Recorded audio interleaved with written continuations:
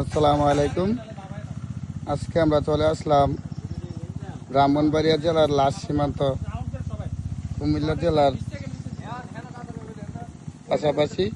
এই যে এটা হচ্ছে কুমিল্লা জেলা আর এই পাশে হচ্ছে ব্রাহ্মণবাড়িয়া জেলা।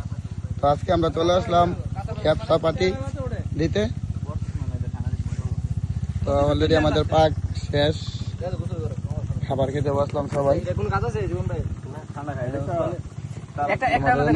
বড় ভাই বারাদার এবং সমবয়সীরা তাদেরকে নিয়ে চলে আসলাম।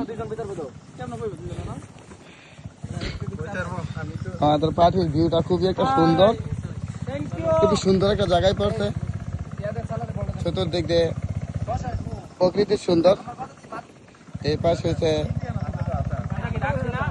গান।